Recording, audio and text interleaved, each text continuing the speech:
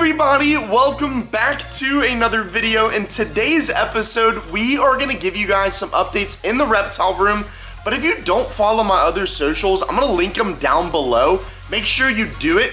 I post all my behind the scenes stuff on that, but I'm going to give you a quick update because we just got a snake the other day for free, and we've been waiting for a little while to get it. It is a new ball python, so let's go ahead and show it to you.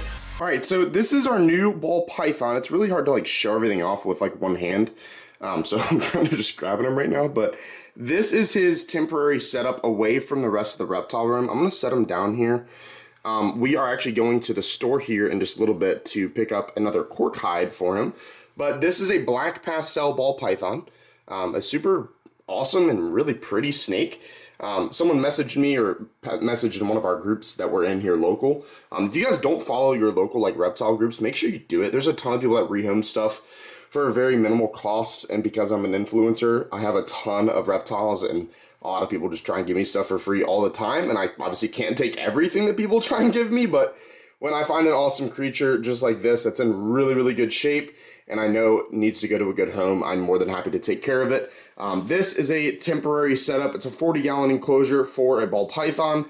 I do recommend a bigger enclosure for ball pythons. They can get away with 40 gallons, but as you see, the snake is pretty big, so I do encourage owners to keep ball pythons in a 4x2x2 because they are an active snake. A lot of people think like, oh, ball pythons, they just sit up in a ball. They're not an active snake. That is the exact opposite. Ball pythons, if given the space, are very active and they will explore their entire enclosure. But you see here, I have a giant water dish.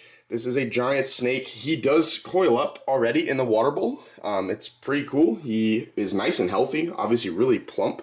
He's a big ball python, but he's in really, really good shape, and he's going into shed, so I'm not going to mess with him too much here, but I just wanted to give you guys a quick update on that.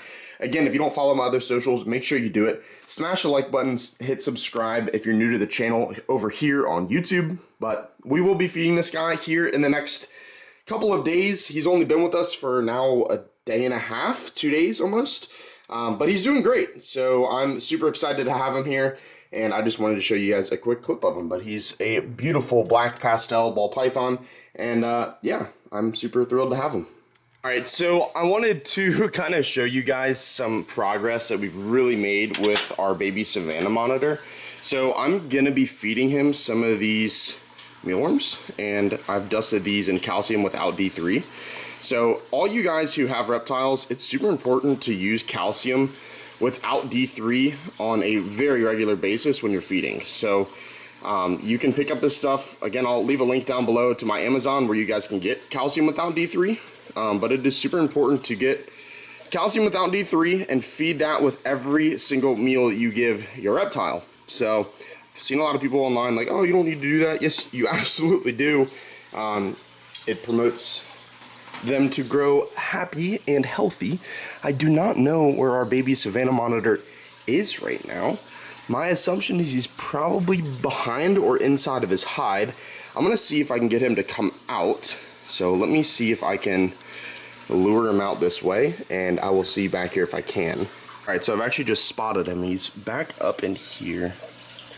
Oh yeah, come on, Bubba's. Come on. Come on, little baby. Hi, Pumpkin. So he's doing incredibly well.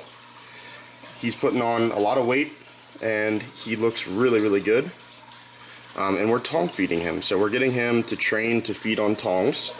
And I'm going to be target training him here soon. So if you guys want to learn how to target feed or basically train a monitor, monitors are like one of the smartest lizards out there. I mean, I can't say that enough. Like, monitors are incredibly smart reptiles.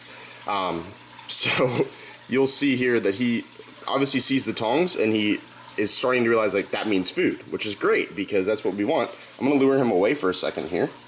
Come on, buddy. All right. Now we can pick up. Perfect. Oh, nope. Drop it. I'm sorry. I'm so sorry. Here you go. All right. He is a little bit of a trip. All right, dude, you got it. I know, you got it. All right, let go. You cannot eat the tong, dude. This is why you gotta use rubber tip tongs too. So if I had a metal tip tong, I'd be like really messing up his teeth. Dude, let go. So, dude, let go. So, alright, hang on, buddy. Hang on. There you go. Oh, wait. You can see how food motivated he is. He's so cute too. I mean, it doesn't get much cuter than that. A little baby monitor. One of the cutest animals. And I get people all the time that comment on my other socials like, what's the best monitor to get? Like, should I get a water monitor? Like, should I get a Savannah monitor? Just know that these guys require a ton of care. And when I say a ton of care, I really mean it. Like, these guys need a lot of help and a lot of guidance to be able to really tame down. Savannahs are one of the easier ones to tame down, but as I'll show you here in just a minute, my mangrove monitor is like one of the hardest to tame down. But that's it. That's all of his food. Let's double check his bowl here. Yep, that is it. So we'll set that back down right here. And as you see, he doesn't associate my hand with food at all. He's obviously like sniffing it out, but he's getting so much better. Like before, he would just literally run away and like would not even let me come close to him. So this is huge progress. You don't want to just go in with monitors and just start grabbing them because they will get super skittish and defensive with you. So we're gonna shut it down. We just fed him up and let's move on to show you some of our other animals. All right, well, as I was just saying before, like as in Savannahs are one of the easier ones to tame, mangrove monitors are usually very skittish animals and super hard to tame. So I don't want to stress him out too much. I already fed him this morning and I did that off camera. I may end up thawing out some shrimp just to show you guys if I can get him to tongue feed because we've made some progress with that, but he is a very skittish and very defensive mangrove. When I first got him, he was probably about half that size. He's a little over a year old now, and he used to like lunge at me to try and bite, and he's gotten so much better, but still a ton of progress to be made. But this is his setup. I'm gonna be filling. I just did a water change on not only this tank, but that tank too. So I gotta top off the waters for both. Feed with tongs our mangrove monitor. Let's see if we can get him to eat. Here, buddy, look. It's right in front of your face. Yeah, I know, you smell it. There we go, look at that. I know he's underwater, but he ate from the tongs. That's good, that's a really good sign. So I'm gonna let him chill. I'm gonna put these other 3 out so that I know that he gets them all, and we'll update you here in a little bit if he ate all 3, or 4 of them, I guess I should say. But he definitely should. So I'm popping those there. Let's go feed one of our other ponds. But yes, we got him to eat from the tongs. All right, so I know this video is kind of jumping all over the place, but I just cut up some shrimp and tilapia, and I'm gonna feed some of the ponds, and Redtail already saw me, and he's coming up to say hi. So I'm gonna set this down for now. This is for the turtles. This is for the predatory pond, and let's feed Mr. Redtail to start. And this is, I was getting a lot of comments on my other socials, like, Barrett, why are you feeding just pellets, or why are you feeding flakes to these big, huge fish? It's to train them so that they do this next thing. And you know what I just noticed? There are, I'm gonna show you guys in a minute, there are a ton of eggs. Oh my gosh. All right, let's feed Mr. Redtail. I wanna show you guys this. Watch this. He'll come up here. Come on, bud. Come on. Here, actually, you know what? What I normally do first, because he's still like training to do this, is I usually throw in a couple pieces, just like what I'm about to do. I'll throw in a couple pieces like this to let them know, like, hey, it's feeding time. And then you grab your big piece and you hand feed him. He just ate yesterday, but he should be hungry. Here we go. Here we go. Oh yeah! Oh yeah! I love doing that. But that is why you surface feed, guys. You surface feed so that when you upgrade your tank or upgrade the aquarium, this is obviously a little mini pond, he will then get another upgrade into a bigger pond here soon. But that's why surface feeding is so important, because it teaches these fish, like, hey dude, like, come to the surface if you want food, because I love filming these guys and interacting with my freaking fish, dude. Like, I wouldn't be able to do this. This guy would be so skittish and scared of me, which he still is, but he's still a baby. Like, I know he may look like a big, huge, giant catfish, which he definitely is, but he will get even so much bigger than this.